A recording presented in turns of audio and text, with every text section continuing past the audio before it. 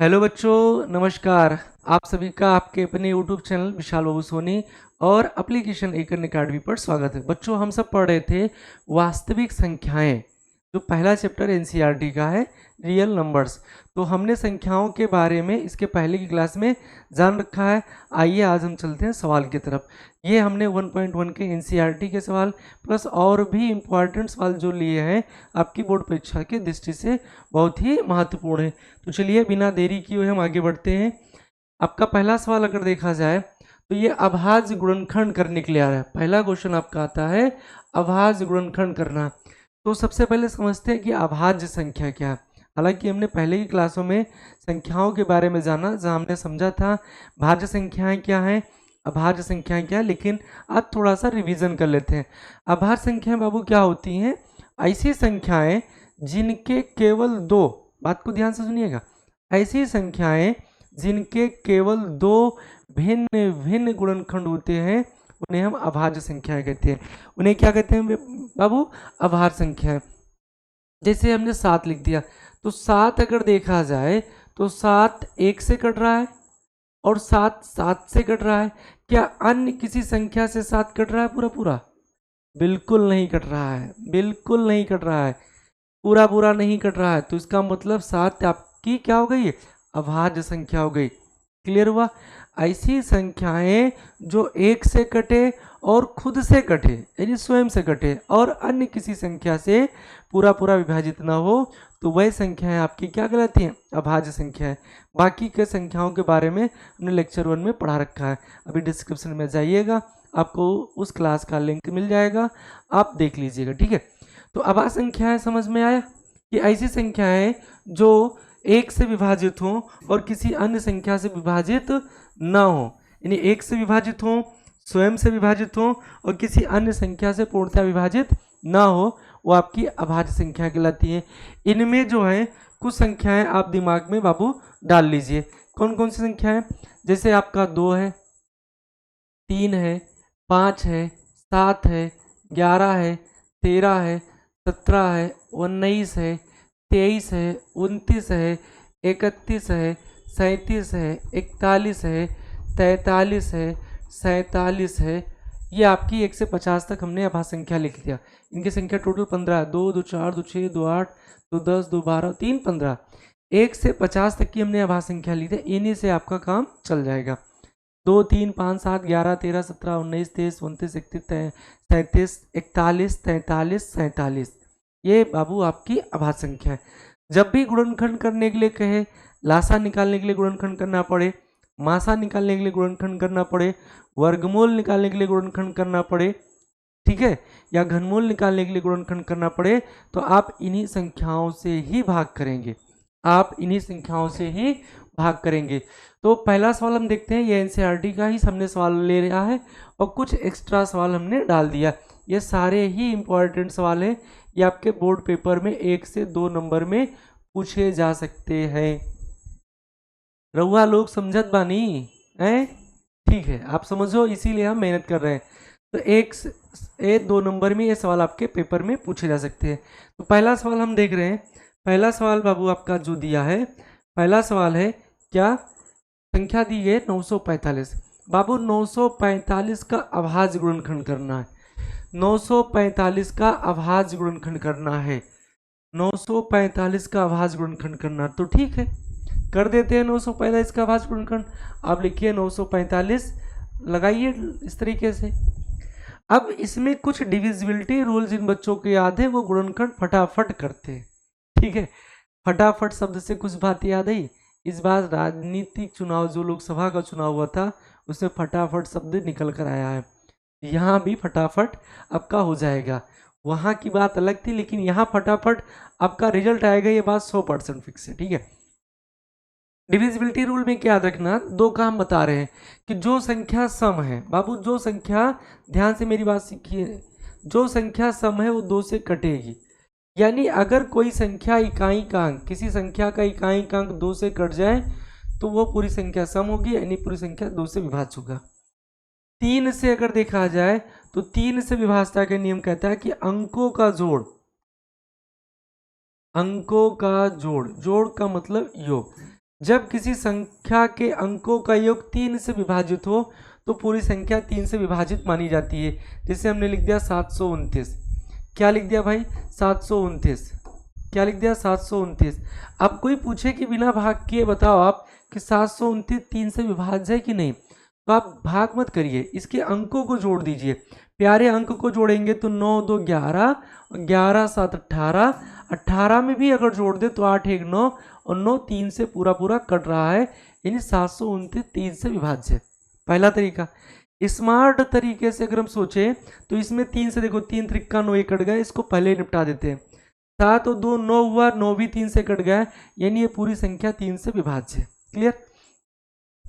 3 के बाद अगर हम 5 से विभाजता का नियम देखें तो जब भी किसी संख्या का इकाई का अंक 5 से कट जाए, जब भी किसी संख्या का इकाई का अंक 5 से कट जाए तो वह संख्या 5 से विभाज्य होती है। इकाई का अंक किससे कट जाए, 5 से, यानी इकाई के स्थान पर 0 लिखा मिल जाए या 5 मिल जाए तो संख्या 5 से विभाज्य है। बोलो। तो ये कुछ बेसिक संख्याएं थी, डिविजिबिलिटी रूल याद है। बाकी और आगे 7 का, 11 का, 13 का समझना तो आप इस वीडियो यूट्यूब चैनल के प्लेलिस्ट में जाइए, वहाँ पर विभाज्यता के नियम से संबंधित वीडियो पड़ा हुआ, आप उसे देख लीजिए। ये बेसिक थे, 2 3 5 हम बता दिए। तो अब आप देखकर समझ ही सकते हो 945 में इकाई का अंक 5 लिखा है। अगर इकाई का अंक 5 है तो प्यारे ये 5 से ही कटेगा। अब जिन बच्चों को भाग करना, गुणनखंड करना नहीं आ रहा है, आप मेरे साथ बने रहिए, मैं सिखा कर छोड़ूंगा, घबराइएगा मत। आप 5 लिख दीजिए, ये बात कंफर्म हुआ कि 5 से पूरी संख्या कटेगी। अब भाग कैसे करना, ध्यान से आप देखिए, बिल्कुल कंसंट्रेट करिए माइंड को अपने। 5 का टेबल पढ़िए, 9 आवे। 5 का टेबल पढ़िए कि 9 आवे, तो 5 एकम 5, 5 दूनी 10, ज़्यादा होगा तो प्यारे 5 एकम 5। अब ध्यान से समझिए, 5 एकम 5, यानी इसमें से 5 खत्म हुआ, बचा कितना है 4।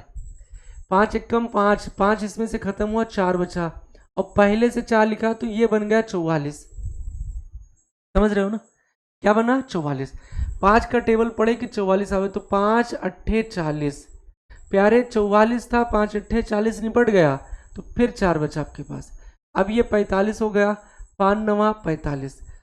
कोई समस्या?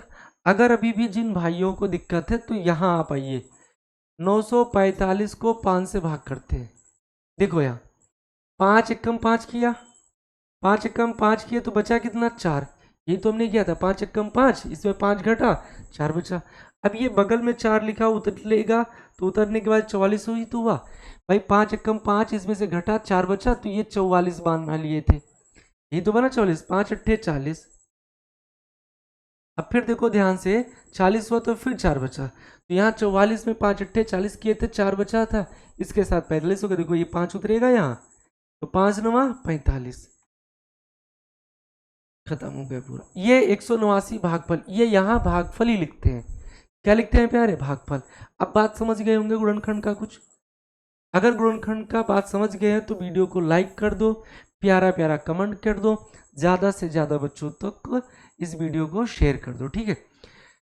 अब 189 आ गया, ये ध्यान से बात को मेरी समझिए। एक क्या आ गया प्यारे, 189। तो 189 में इकाई का अंक 5 तो है नहीं, अगर इकाई का अंक 5 नहीं है तो ये 5 से नहीं कटेगा। इकाई का अंक अगर 5 नहीं है तो 5 से नहीं कटेगा। तो फिर हम ट्राई करें, 2 से तो चांस है नहीं, क्योंकि 2 9 नहीं आएगा। 3 से देखो, 3 6 18, 3 त्रिक्के 9 कट रहा है, तो 3 से भाग करेंगे तो 3 का टेबल पढ़ो 18 आवे, 3 6 18, बोलो 3 6 18, कुछ नहीं बचा, पूरा पूरा कट गया, तुम 9 पर आ जाओ, 3 त्रिक्का 9, फिर ये 3 से कटेगा, 3 दूनी 6, पूरा पूरा कट गया, 3 एकम 3 21 आया, फिर भाग करेंगे 3 7 21, और बाबू 7 अभाज्य 7 7 से कटेगा।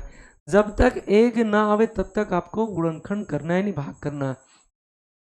बस लिख दीजिए, इन्हीं को आप गुणा में लिख दीजिए, 5 गुणे 3 गुणे 3 गुणे 3 गुणे 7, 945 का ये अभाज्य गुणनखंड आपका होगा। बताओ कोई समस्या है, कोई दिक्कत, कोई परेशानी हो तो आप बताओ हमें। 945 का गुणनखंड हुआ 5 गुणे 3 गुणे 3 गुणे 3 गुणे 7। इन सबको अगर आप गुणा करोगे तो 945 ही आएगा। इन सबको अगर आप गुणा करते हैं तो 945 ही आएगा।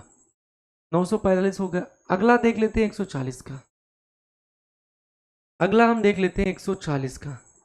140 का अगर हम देखें, 140 का रउआ देखा जाए, 140 कहता है 140 का अभाज्य गुणनखंड। किसका अभाज्य गुणनखंड? 140। तो अब 140 का गुणनखंड करेंगे। 140 में इकाई अंक 0 लिखा है। 140 में इकाई अंक क्या लिखा है? 0। तो 0 अगर लिखा है तो 5 जुरी हम 0, 5 से भी निपट रहा है। 2 जुरी हम 0, 2 से भी निपट रहा है। भाई इकाई का अंक केवल 2 के विभाज्यता के नियम में आता है और 5 के। तो इकाई का अंक अगर 2 से कट जाए तो पूरी संख्या 2 से विभाज्य है। इकाई का अंक 5 से कट जाए तो भी पूरी संख्या 5 से विभाज्य है। तो ये इकाई का अंक 0 लिखा है, ये 2 से भी कट रहा है और 5 से भी कट रहा है। तो इसका मतलब क्या हुआ कि 140 2 से विभाज्य है और 5 से भी विभाज्य है। तो हम 2 से ही भाग कर लेते हैं। रउआ 2 से भाग करेंगे, 2 सत्ते 14, 2 जीरो हम 0, फिर 0 है तो 2 से कटेगा कटेगा, 2 तिया 6, एक बचा, बोलो एक बचा, यहाँ 10 हो जाएगा, बोलो 10 हो जाएगा, 2 पंचे 10। अब देखो इकाई का अंक 5 आ गया, तो 5 अगर है तो 5 से कटेगा ही, 5 सत्ते 35, 7 एकम 7। अब ये जो गुणनखंड आया इसी को हम यहाँ बरकरार कर देंगे। बरकरार मतलब लिख देंगे। और इसी को अगर लिखते हैं तो गुणनखंड आपका हुआ 2 गुणे 2 गुणे 5 गुणे 7। कोई दिक्कत हो तो बताओ हमें। 140 का भी आपका गुणनखंड होगा। ये सारे पेपर के लिए इम्पॉर्टेंट है। ये 1 से 2 नंबर में आपके बोर्ड एग्जाम में पूछे जा सकते हैं, इसलिए आप इन पर प्रैक्टिस के लिए बहुत ही आसान है। ठीक है, क्योंकि पेपर में हम एक एक नंबर जब कवर करेंगे तब जाकर हमारा 70 में 70 कवर हो पाएगा। ठीक है भाई, 70 नंबर का आपका थ्योरी होगा, रिटन एग्जाम होगा जिसमें भी 2 पार्ट होते हैं। 20 नंबर के आपके ऑब्जेक्टिव क्वेश्चन पूछे जाएंगे, 50 नंबर के सवाल आपके हल करने के लिए आते हैं, 30 नंबर आपका प्रैक्टिकल होता है जो विद्यालय देगा। ठीक है, तो 70 नंबर की मैं जिम्मेदारी ले रहा हूँ। अगर आप मन से दिमाग से स्थिर होकर पढ़ाई करते हैं तो आपकी जिम्मेदारी मैं ले रहा हूँ, 70 में 70 आएगा, कोई रोक नहीं सकता। बस 2 चीज़ें, आप रेगुलर क्लास अटेंड कीजिए, अच्छे से नोट्स बनाइए, उसकी तैयारी कीजिए, और क्या, राइटिंग भी थोड़ी बहुत अच्छी कर लीजिए। यानी जो कॉपी चेक करने वाला हो उसको भी आपकी राइटिंग समझ में आवे। बहुत सारे बच्चे वो सारे सवाल सही कर देते हैं, लेकिन कॉपी चेक करने वाले को उनकी राइटिंग ही समझ में नहीं आती, तो किस बात का वो नंबर दें। तो राइटिंग मस्ट है, राइटिंग अच्छे से करिएगा। चलिए अगला 156 का देखते हैं। 156 का अगर अभाज्य गुणनखंड देखें प्यारे, 156 का अभाज्य गुणनखंड, तो 156 का अभाज्य गुणनखंड है तो 156 का गुणनखंड करेंगे, उसमें कौन सा बड़ा काम है। तो 156 का अगर हम गुणनखंड करें तो 156 देखो 2 से कट रहा है। 156 किससे कट रहा है? 2 से कट रहा है। क्यों? क्योंकि 2 से कटने का कारण यह है कि 156 आपका एक सम संख्या है। क्यों? क्योंकि इकाई का अंक 2 से कटा तो 2 से भाग करो, 2 का टेबल पढ़ो 15 आवे, 2 सत्ते 14, एक बचा 16 हो जाएगा, 2 अट्ठे 16। फिर 2 से कटा, देखो इकाई का अंक 2 चौके 8, तो 2 से पूरी पूरी संख्या कटेगी, 2 तिया 6, एक बचा 18 हुआ, 2 9 18। अब ये 2 से नहीं कटेगा क्योंकि इकाई का अंक 9 है और 9 2 के टेबल में नहीं आता है। तो प्यारे ये 3 से कटेगा, 3 एकम 3, 3 त्रिका 9, 13 आ गया, और 13 आपका अभाज्य है, ये हमने बता रखा है। अभाज्य संख्या जो होती है वो खुद से ही कटती है, 1 से कटती है और किसी अन्य संख्या से नहीं कटती। तो 13 पे आप दिमाग दौड़ाने की जरूरत नहीं है, 13 एकम 13 निपटा दिए इसे। जब लास्ट में 1 आ जाए तो वहीं पर बात आपको खत्म कर देना है। तो 156 के गुणनखंड की मैं अगर बात करूं तो 156 का गुणनखंड हुआ 2 गुणे 2 गुणे 3 गुणे 13, 2 गुणे 2 गुणे 3 गुणे 13, ये आपका 156 का अभाज्य गुणनखंड है। क्या किसी भाई को कोई दिक्कत है? चलिए अगले सवाल पर अगर हम बढ़े तो अगला सवाल आपका क्या कह रहा था? 650 का। 650 का अगर गुणनखंड हम देखें, ये तीसरा नंबर था पहले का तीसरा सवाल। चौथा नंबर देखा जाए तो 650 का अभाज्य गुणनखंड कह रहा है। किसका अभाज्य गुणनखंड कह रहा है? 650 का। तो प्यारे 650 का अगर अभाज्य गुणनखंड देखें तो ये लिख रहा हूं मैं, कहाँ लिख दूं? ये 650 का अभाज्य गुणनखंड। तो 650 में इकाई अंक 0 है, और इकाई अंक अगर 0 है तो ये 2 से भी कटेगा, 5 से भी कटेगा। आप बिल्कुल फ्री हो, आपके दिल में जो आवे। 2 से भाग करने का मन कर रहा है तो 2 से भाग कर दीजिए, 5 से भाग करने का मन कर रहा है तो 5 से भाग करें। कोई बाध्यता नहीं है कि आप 2 से ही पहले भाग करें, आपका जिसमें दिल खुश हो जाए, ठीक है। तो इसको हम 5 से भाग कर देते हैं। चलिए, 5 से अगर भाग करें तो पहले 6 लिखा, 5 एकम 5, एक बचा यहाँ 15 होगा, 5 ते 15, 0 लिखा, 5 जीरो 0। फिर देखो कि कहीं कहीं 0 तो 5 से कटेगा, 5 दूनी 10, 5 दूनी 10, 3 बचा 30 हुआ, 5 छक 30। अब इकाई का अंक 5 नहीं है तो ये 5 से नहीं कटेगा। इकाई का अंक प्यारे देखो 6 लिखा है, और 2 के टेबल में 6 आता है, यानी ये संख्या 2 से पूर्णतया विभाज्य। हमने क्या कहा था कि 2, 3, 5, 7 का डिविजिबिलिटी रूल अगर आपको थोड़ा पता हो जाए तो आपका अभाज्य गुणनखंड निकालने की स्पीड भी बढ़ जाएगा। तो 2 से अगर देखें तो 2 एक कम 2, कुछ तो बचा नहीं, 6 लिखा, 2 3 6, 13 रहुआ आया, 13 13 से कटेगा, 13 कम 13। तो 650 का अगर गुणनखंड देखा जाए तो 5 गुणे 5 गुणे 2 गुणे 13। बताओ मेरी बात समझ पा रहे हो? ये आपके 650 के अभाज्य गुणनखंड हो गए। क्लियर है? चलिए, अगला सवाल आपका क्या कह रहा था? 650 का कर लिए, अगला आ गया 5005। अगला आपका है 5005। तो 5005 के लिए चलते हैं। 5005 के लिए पांचवा नंबर है 5005। इसका अभाज्य गुणनखंड आपको करना है, इसका अभाज्य गुणनखंड आपको करना है, इसका अभाज्य गुणनखंड आपको करना है। ठीक,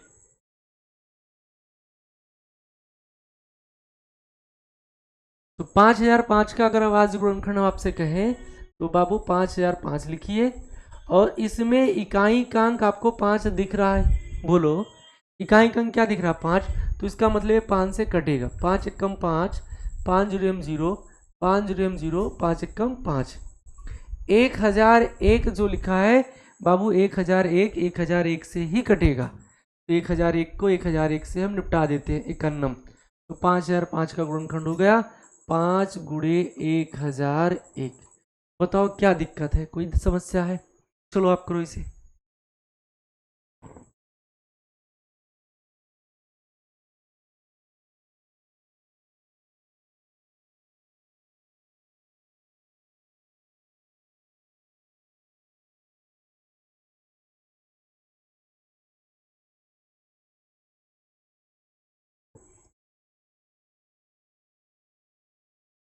क्लियर हुआ?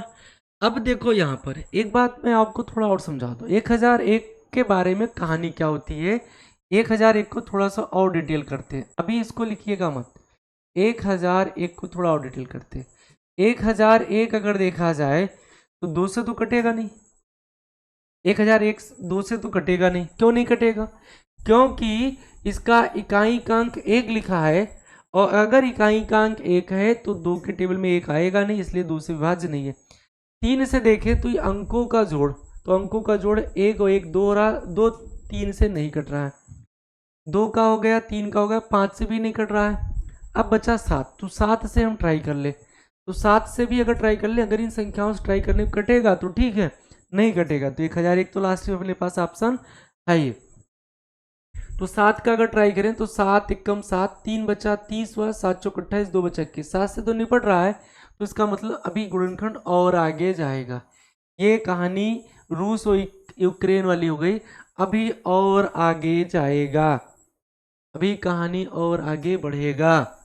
इतने से ही युद्ध विराम नहीं होगा, अभी और कटेगा ये, ठीक है।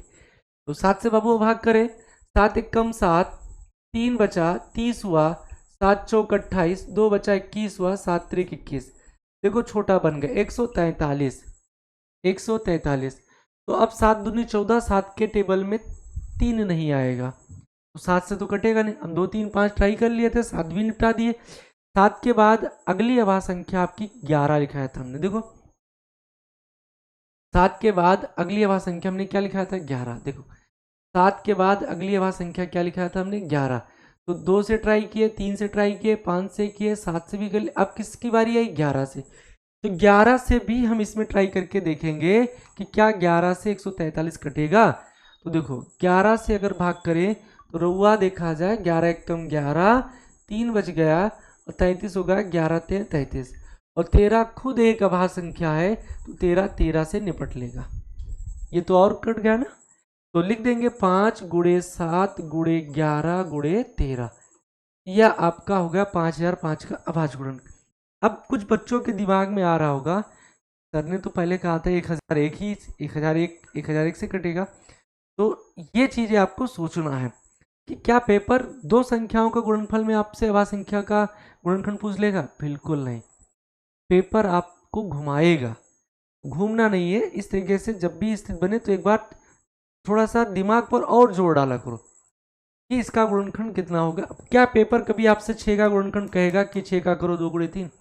जमाने को पता है कि 6 का गुणनखंड 2 गुणे 3 होगा। तो इसका मतलब पेपर आपसे कुछ ना कुछ इसमें एक्स्ट्रा पूछ रहा था। तो इसमें देखो 5 का भी यूज हो गया, 7 का भी यूज हो गया, 11 का भी यूज हो गया और 13 का भी। क्लियर है? चलिए अगले सवाल की तरफ अगर मैं बढ़ूं तो ये आपका हो जाएगा, कौन सा बचा? ये 5005 होगा, 20,570, 20,570, 3,825, 7,429। तो ये सवाल आपका होमवर्क में 6 और 7 आपका होमवर्क में है। ठीक, 6 7 8 तीनों होमवर्क में डाल लो, ये आप करिएगा अभाज्य गुणनखंड। अगर नहीं हो रहा है तो कल की क्लास आपकी लाइव चलेगी, या आज आपकी रिकॉर्डेड क्लास है, अब कल से आपकी लाइव क्लास चलेगी, वो भी रेगुलर शाम 7 बजे से। आपकी लाइव क्लास कल से शाम 7 बजे चलेगी। ज़्यादा से ज़्यादा बच्चों को आप जोड़िए, इस मैसेज को ज़्यादा से ज़्यादा तक पहुँचाइए। कुछ तकनीकी खराबी हो गई थी इसलिए क्लास आपकी बीच में बंद हो गई थी, लेकिन अब रेगुलर क्लास चलेगा। मंडे टू फ्राइडे यानी सोमवार से लेकर शुक्रवार तक रेगुलर चलेगा। बाकी सप्ताह का जो 2 दिन बचा, शनिवार रविवार, तो अभी आप प्ले स्टोर पर जाइए, एक इन अकेडमी एप्लीकेशन को डाउनलोड कर लीजिए।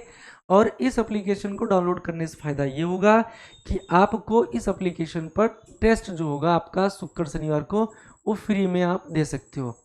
जो चैप्टर हम मंडे टू फ्राइडे जो सवाल करवाएंगे उन पर ही बड़े बड़े बेहतरीन सवाल, जो गजब के सवाल हैं, पेपर की दृष्टि से इम्पॉर्टेंट है, उन सब सवालों को हम टेस्ट सीरीज में देंगे।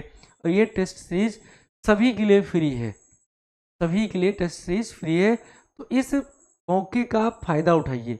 अभी प्ले स्टोर पर जाइए, एक इन अकेडमी एप्लीकेशन को डाउनलोड कर लीजिए और शनिवार यानी सैटरडे और संडे को आप टेस्ट दीजिए। विकल्प में ऑब्जेक्टिव होंगे, चूंकि 20 नंबर के आपके विकल्प आने वाले, ठीक है। और जो भाई अगर थोड़ा सा ठीक ठाक हैं तो इस बैच को परचेज भी कर ले। परचेज करने से फ़ायदा क्या होगा कि आपको ये जो सवाल हम करवा रहे हैं इन सब सवालों का PDF नोट्स भी एप्लीकेशन में मिल जाएगा, प्लस आपको प्रैक्टिस करने के लिए आपको सवाल भी एक्स्ट्रा मिल जाएगा। और इस बैच का शुल्क मात्र 299 रुपये है, 299 रुपये। ये 31 मार्च 2025 तक वैलिड है, 31 मार्च 2025 तक बैच वैलिड रहेगा। 299 रुपये आप गूगल पे उसमें ऑप्शन आएगा, कर दीजिए, मस्त होकर बिंदास होकर झक्कास पढ़ते रहिए, ठीक है। चलते हैं अपने सवाल की तरफ। तो ये अभाज्य गुणनखंड हमने आपको बता दिया। 3 सवाल प्यारे हमने आपको होमवर्क दिया है। कौन कौन सा? सवाल नंबर 6, सवाल नंबर 7, सवाल नंबर 8 होमवर्क में करिएगा। जिस बच्चे का नहीं होगा कल आप कमेंट कर हमें आप लाइव क्लास में बता दीजिएगा। कल से बाबू आपकी लाइव क्लास होगी, लाइव क्लास होगा कल से 7 PM पर, ठीक है। 7 PM पर लाइव क्लास होगा, तो इसमें आप कमेंट कर बता दीजिएगा। चलिए अगला सवाल आपका है, बहुत ही गजब का सवाल है। निम्न युग्मों के LCM और HCF ज्ञात करें और जांच करें कि दो संख्याओं का गुणनफल जो है बराबर है LCM गुणे HCF के, ठीक है। तो पहले आज हम सीखेंगे LCM कैसे निकालेंगे और HCF जांच करने का काम भी करेंगे थोड़ी देर बाद। तो चलिए LCM का मतलब होता है लघुत्तम समापवर्त। लोवेस्ट कॉमन या least common multiple, least common multiple, लघुत्तम समापवर्ती। ध्यान दीजिएगा, लघुत्तम समापवर्ती। एचसीएफ का मतलब होता है हाईएस्ट कॉमन फैक्टर या महत्तम समापवर्तक। ध्यान दीजिएगा, लासापा लघुत्तम समापवर्तक, बहुत लोग लिखते हैं लासापा, तो लघुत्तम समापवर्ती से कहते हैं, लघुत्तम समापवर्ती, लघुत्तम समापवर्ती, इसको अंग्रेजी में लिखते हैं एलसीएम, एलसीएम। ठीक, अगला है मासापा, महत्तम समापवर्तक, महत्तम समापवर्तक, समापवर्तक, ये चीजें आप ध्यान दीजिएगा, इसमें समापवर्त होता है, इसमें समापवर्तक। तो पहले इसके बारे में चर्चा कर लेते हैं, फिर सवाल पर चले। ठीक है, अगर वीडियो आपको पसंद आ रहा हो तो लाइक कर दीजिए और प्यारा प्यारा कमेंट कर दीजिए और शेयर कर दीजिए ज़्यादा से ज़्यादा बच्चों तक। तो एलसीएम की तरफ बढ़ते हैं। एलसीएम लघुत्तम समापवर्त है क्या, मैं बोल रहा हूँ, अभी आप लिख लीजिएगा, वीडियो को पॉज करके थोड़ा थोड़ा करके लिख लीजिएगा। क्या है लघुत्तम समापवर्त का डेफिनेशन? वह छोटी से छोटी संख्याएं, दो या दो से अधिक, वह छोटी से छोटी संख्याएं जो दी हुई संख्याओं से, वह छोटी से छोटी संख्या जो दी हुई दो या दो से अधिक, यानी कम से कम दो संख्या आपको होनी चाहिए, तभी आप एलसीएम निकाल सकते हो, अकेली संख्या का एलसीएम नहीं निकलेगा। वह छोटी से छोटी संख्याएं जो दी हुई दो या दो से अधिक संख्याओं से पूर्णतः विभाजित हो जाए, दी गई संख्याओं का लघुत्तम समापवर्त कहलाती है। महत्तम समापवर्तक की बात करें तो वह बड़ी से बड़ी संख्या है, इसमें बड़ी से बड़ी संख्या है, वह बड़ी से बड़ी संख्याएं जो दी हुई दो या दो से अधिक संख्याओं, महत्तम समापवर्तक की बात करें, वह बड़ी से बड़ी संख्या जो दी हुई है दो या दो से अधिक संख्याओं को, वह बड़ी से बड़ी संख्या जो दी हुई है दो या दो से अधिक संख्याओं को पूर्णतः विभाजित करे, दी गई संख्या का महत्तम समापवर्तक कहलाती है। बात समझ रहे हो ना? कोई समस्या हो तो बताओ हमें। ठीक है,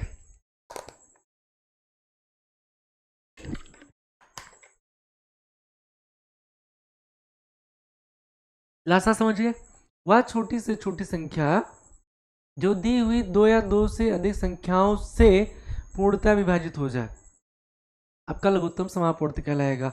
वह बड़ी से बड़ी संख्या जो दी गई संख्याओं को पूर्णतः विभाजित कर दे तो आपका महत्तम समापवर्तक कहलाता है, या इसी को कहते हैं एचसीएफ। इसी को क्या कहते हैं? एचसीएफ। क्या कहेंगे प्यारे? एचसीएफ। इसी को हम जीसीडी भी लिखते हैं, ग्रेटेस्ट कॉमन डिवाइजर। ठीक है, तो चलिए सवाल की तरफ बढ़ते हैं। एलसीएम एचसीएफ आपका हो ही गया, अब सवाल पर बढ़ते हैं कि अभाज्य गुणनखंड विधि से हम लासा और मासा कैसे निकालते हैं। तो पहले कुछ छोटा सा सवाल ले लें, फिर एक्सरसाइज के सवाल पर चलते हैं। जैसे आपको सवाल दे दे 6, 8, 16, इसका आपको एलसीएम भी ज्ञात करना है और एचसीएफ भी ज्ञात करना है, वो भी अभाज्य गुणनखंड विधि द्वारा, अभाज्य गुणनखंड विधि द्वारा। ठीक है, भाग विधि से भी निकालते हैं, लेकिन अभाज्य गुणनखंड विधि द्वारा ही आपको निकालना है। क्या निकालना है? एलसीएम और एचसीएफ। ठीक, 6, 8, 16 बहुत ही गजब का सवाल है, आपको इन्हीं में हम समझा देंगे सारी बातें। तो लल्लू 6, 8, 16 आप ऐसे लिख दीजिए, 6, 8, 16 लिखकर इसे बराबर, अभाज्य गुणनखंड विधि से निकालना है ना, तो 6 लिख दीजिए, 8 लिख दीजिए, 16 लिख दीजिए।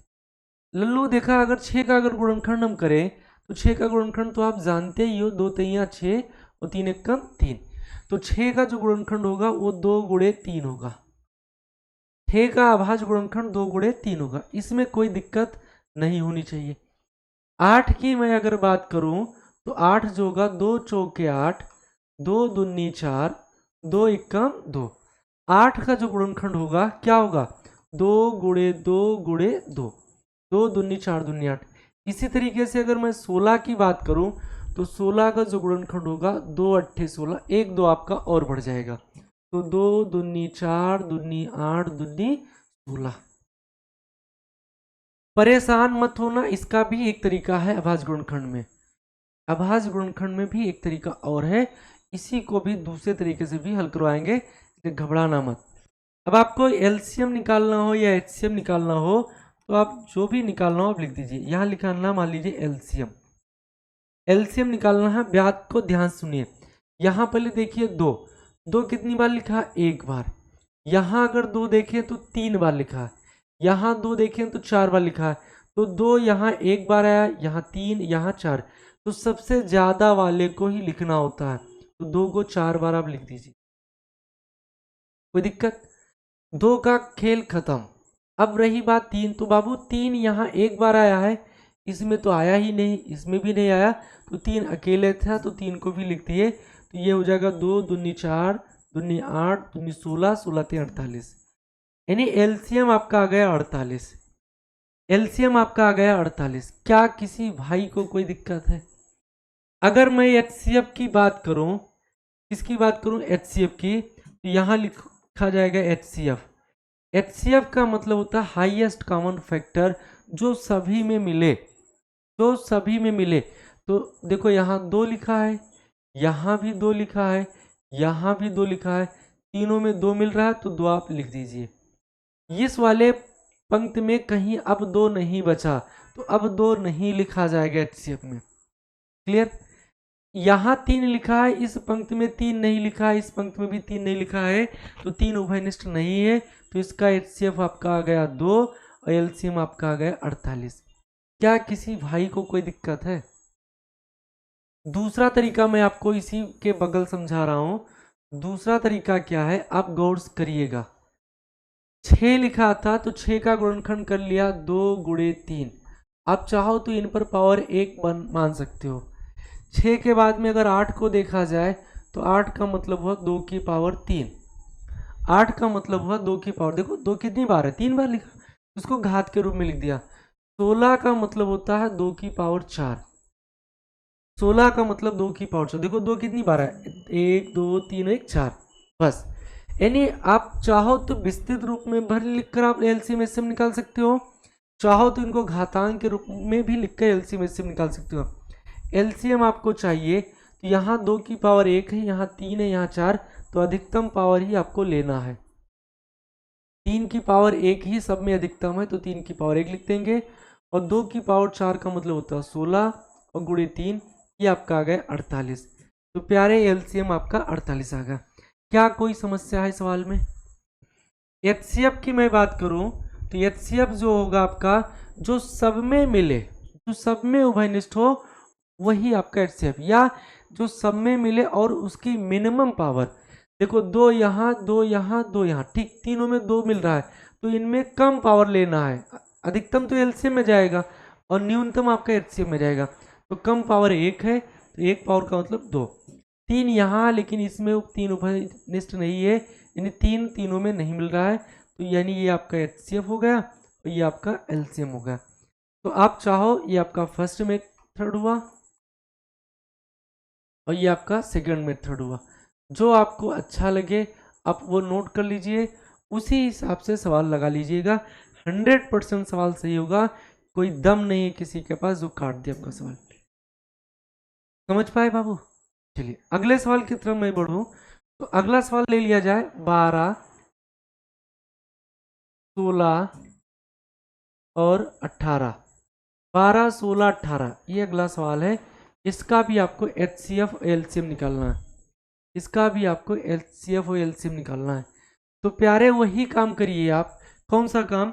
12 का गुणनखंड कर लेते हैं, और 12 का गुणनखंड तो आप जानते ही हो, 2 छंग 12, 2 तैया 6 और 3 का 3। तो 12 का गुणनखंड अगर हम करें तो 2 गुणे 2 गुणे 3, तो 2 कितनी बार आया है? 2 बार। अगर 2 बार लिखा तो 2 की पावर 2 लिख दीजिए, बचा आपके पास 3, तो 12 को लिख सकते हैं 2 की पावर 2 गुणे 3, 2 की पावर 2 गुणे 3। क्या कोई दिक्कत है सवाल में? ऐसे अगर मैं 16 की बात करूं तो 16 का गुणनखंड होगा 2 अट्ठे 16, 2 चौके 8, 2 दूनी 4 और 2 एकम 2। तो 2 यहाँ कितनी बार आया? 4 बार। प्यारे 2 अगर 4 बार है तो घात के रूप में लिखेंगे 2 की पावर 4। 18 बचा। 18 का अगर गुणनखंड किया जाए तो 2 9 18, 3 त्रिका 9 और 3 एकम 3। तो इसमें गुणनखंड में देखते क्या कि 3 2 बार आया है तो 3 की घात 2 कर दीजिए, बाकी बचा 2 एक बार तो 2 की पावर 1। इसमें कोई एक कंडीशन नहीं है कि आप पहले ही 2 लिखेंगे बाद में 3, कोई दिक्कत नहीं है। अब आपको अगर एलसीएम पूछ रहा है तो यहाँ एलसीएम लिख दीजिए। तो 2 2 2 तीनों में देखो 2 मिल रहा है, तो एलसीएम यानी छोटी छोटी, तो आपको इसके काम का विपरीत करना, नाम का विपरीत। इसमें छोटी छोटी करा तो आप बड़ी घात लेंगे। तो यहाँ भी 2 लिखा, यहाँ भी 2 लिखा, यहाँ भी 2, तो इसमें सबसे ज्यादा घात देखा जाए तो 4 है। ये एलसीएम में आपका आ जाएगा 2 की पावर 4। एलसीएम में आपका आ जाएगा 2 की पावर 4। अब 3 की बारी, यहाँ 3 की पावर 1 है, यहाँ ही नहीं, यहाँ 3 की पावर 2, तो एलसीएम में अधिकतम पावर ही लेते हैं, तो 3 की पावर 2 आ जाएगा। 3 की पावर 2, तो 2 की पावर 4 का मतलब होता है 16 और 3 की पावर 2 का मतलब होता है 9। 16 को 9 से गुणा करेंगे तो 144। प्यारे 144 आपका एलसीएम हुआ, ये आपका उत्तर हुआ। कोनो दिक्कत बाटे नहीं है। अब हम चलते हैं एचसीएफ की ओर। एचसीएफ में बापुआ एक बात ध्यान देना है कि एचसीएफ वही होगा जो सबके गुणनखंड में उभयनिष्ठ हो, सबके गुणनखंड में उभयनिष्ठ हो और मिनिमम पावर। यहाँ देखो 2 लिखा, यहाँ 2 लिखा, यहाँ 2 लिखा, तीनों में 2 उपस्थित है, तो इसकी मिनिमम पावर देखिए, यहाँ 2 पावर, यहाँ 4, यहाँ 1, तो 1 पावर वाला ही एचसीएफ होगा। यहाँ 3 लिखा है, यहाँ 3 नहीं लिखा, तो इसका मतलब 3 एचसीएफ नहीं हो सकता, सब में मिलना चाहिए। पहला शर्त सब में वो गुणनखंड हो उसकी न्यूनतम पावर ही एचसीएफ होगी। तो इस वाले के पहली की संख्या गुणनखंड में 3 है, इन 16 के गुणनखंड में 3 नहीं, तो इसका मतलब 3 एचसीएफ नहीं होगा। तो ये आपका हो गया एचसीएफ। क्या हो गया बाबू? एचसीएफ होगा। बात मेरी आप समझ गए होंगे। तो एलसीएम और एचसीएफ ये आपको बेसिक सवाल हमने करवा दिया। बाकी के सवाल हम कल की क्लास में देखेंगे। प्यारे कल से आपकी लाइव क्लास चलेगी। लाइव क्लास आपकी चलेगी 7 PM पर, 7 PM पर नहीं, 7:30 पर,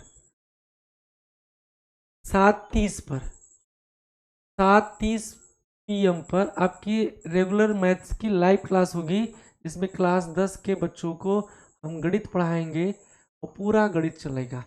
जो बच्चे ठीक ठाक हैं वो एप्लीकेशन पर बैच को परचेज कर ले, वहाँ आपको क्लास का PDF नोट्स सारे प्रैक्टिस सेट मिल जाएगा। ठीक है, तो आज की क्लास बाबू यहीं पर समाप्त करते हैं। सभी भाइयों को जय हिंद।